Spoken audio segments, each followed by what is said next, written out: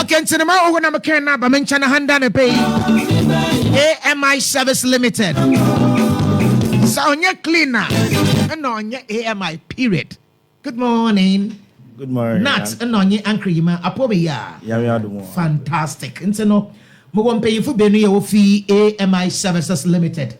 Nathaniel Akon, your operations manager, and then Emmanuel Arthur Akins, assistant operation manager. I was able to come a new Takoradi. No, fantastic. You are around that. Wow, I a big man. You see that? Manager, but he has a channel do. Nice one. I'm happy. Yes. Mukro mi yero koso share. Mukro baby ara. New Takoradi, you see a manager. Share. Wala. And see, but me share so hanando. And Uncle Nat, right? Yeah. Uncle Nat. Kromi maza ono mingimen. Uncle Nat, my share so would ya ka AMI Services Limited da on your one and ibanaza no crown away. Became that say. See, ka AMI Services Limited or ye Jumokua Wababadi or Western region, especially second Takoradi waha. Ye cleaning services, a sunny interior decoration, and a landscaping, ye horticulture, a human soka home. Horticulture, no any bananas. Horticulture, no, and a landscaping, ye, or garden, ye mower do, ye shapey, flowers, no, my wire kama. Professionally, in fact, ye a professional cleaning company. Secondary Takoradi, Nessie Ayan. I and I want to work. It's a professional. You and the rest. We and the rest. AMI and the rest. Simple. It's not your slogan. So when you cleaner, when you AMI. Period. Thank you.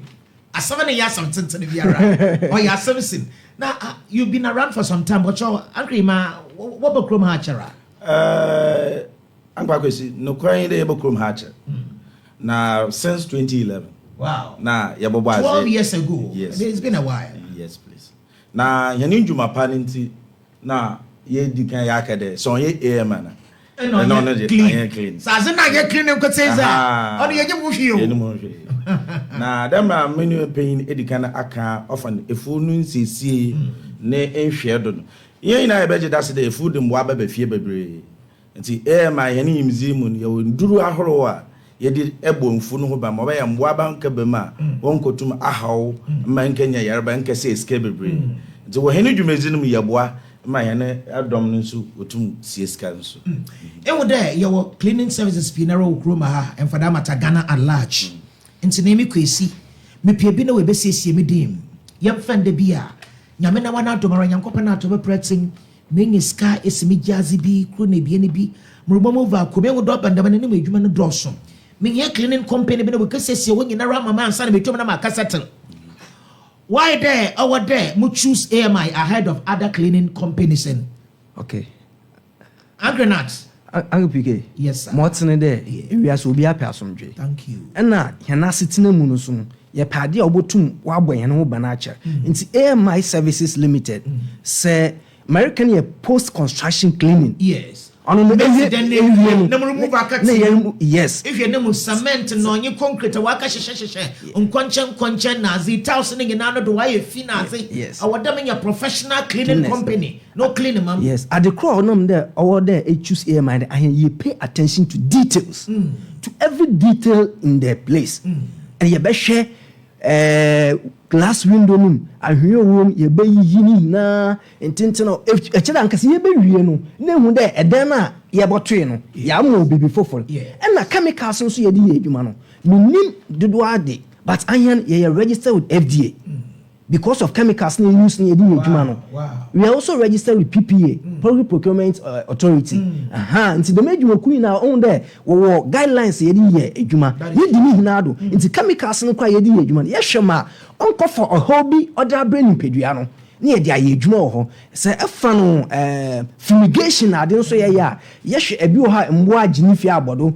nkura na kakreka na ade ye hwe ye wo in the pan na musman ke to be ka shawo hwene na zinye na kakreka na ho no na mo aso ho ono ni na nti ye fa chemicals a onko for how ode abrain nipa na ye ye adwuma ndi ama no nti ayɛ ne adwuma de ɔyɛ soronko professionalism ɔyɛ the first core value you look at it when it comes to AMI. Wow. And see, I will always recommend there separate cleaning services choose AMI. Now, and aside on no, and you may do juma. Obi wo ha obotum akofa azibia won fan ye ejuma na ode ababe but I hear the designed and the prescribed equipment ye di ejuma e ma ejuma no hotew enti ye nkonkofa you have obey describing brush no ye was machine scrubber nkasa wo ho ye be use oba no glass doors and na nyoma na and ye wo trained people wo ye the ejuma no onu ntina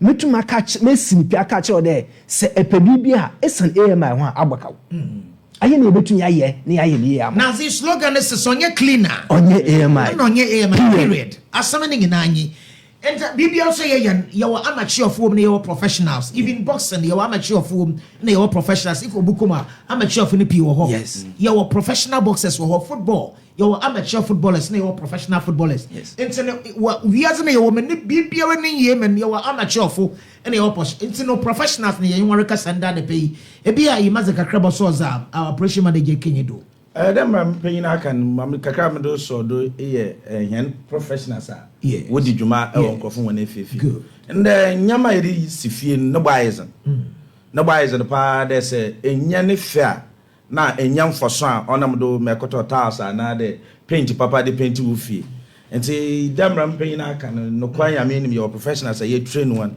wo ko nkofo won afefi ki di djuma otedam enti e boto tasre de say enimi hen dadawa so hen hwe wow say enimi hen dadawa nda ertie nenke so hen hwe right menyemeda bia yereka say yarabitikalim obi so yes monam baby na oben radio say say on ben radio hu bia unti no epeda was a number na to go watch try na bia so one bribinye we kana frɛ more two more questions maybe say one answer na wa so dem mpeda was location and the number no to go na wi a masana ba questions no do my services and also no was in Francis. Good. St. Francis of Assisi.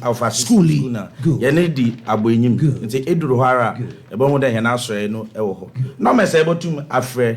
Ne mu kro nye 0244 478 316 0244 478 316 0551 44 45 53 0551 44 45 waka na mako mama mpin de nti yango na tfa na mako no to ojo no 0551 44 88 83 0551 44 88 all right nti no mama nhwe oye bi no moto na wo se enya ne ze etufu kutin ne yeto ne mahwan yanto ne yenyi no nkokor bi so o chiro me da enya ne retailers yanto ne metufu binom so was enya ne yeto ne metufu no onye retailers ne nyinara yenye biara me yankram bi ya mabobo me jazi bi na me pede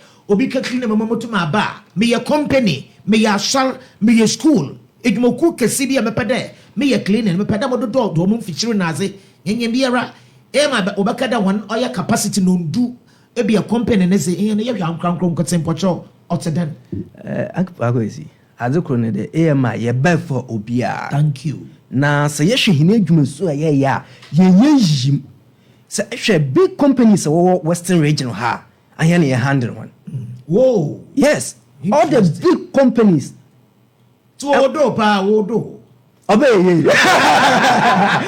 it's coming you will be able to be there oba be ka ho big companies or western region here anya ne ye na ye services no so onye centered around only western region we go to Accra eastern region so ye be ma obi biara like on here the main services because urban here sector hana ye sheda ye call for cleaning them but ye pray task there cleaning na owo ho no laundry service no owo ho no upholstery na ade na ye no janitorial adwuma ye no oye for bia ye AMI services ne ba ebiena ne ntafu bi wa wo ho mpo na ho ya tete no ekore housekeeping housekeeping ebi wo ho a opere ye be siesie ni fie de man onu po asan ye flexible ye flexible ten e bia one brad ndebien e wo da panim won be da panim na won be da kro da my owo mo bia e na ekro nso na e bia be ye program ehwa ye fi ewia ehwa ye fi your pre and post event cleaning no so ho ono number foforo wa wo ho no ma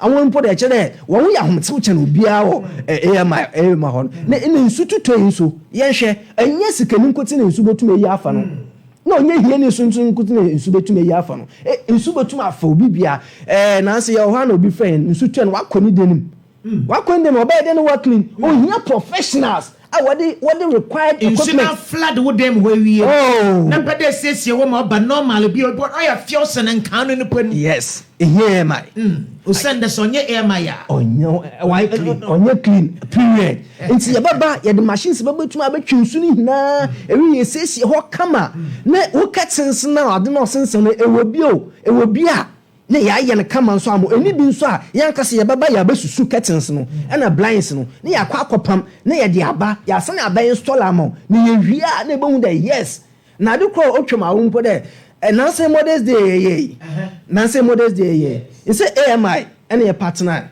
and your partner connect and new day na nipa only models day no ye koni dem ye kwa install curtains we no ma mini jino no ka chem de won wi adi so am hasasa you see adi no wi no ya ye krope but okachem de ye wi adi so ya ma ho na sa nti AMI ye ba mu bia nti one phenomenon to go for the last time na you saw there na I say see as a man fat ho no was there so when you cleaner no ye AMI period akwa go sikaka medro so do na me de no man ato do na mood of payment good.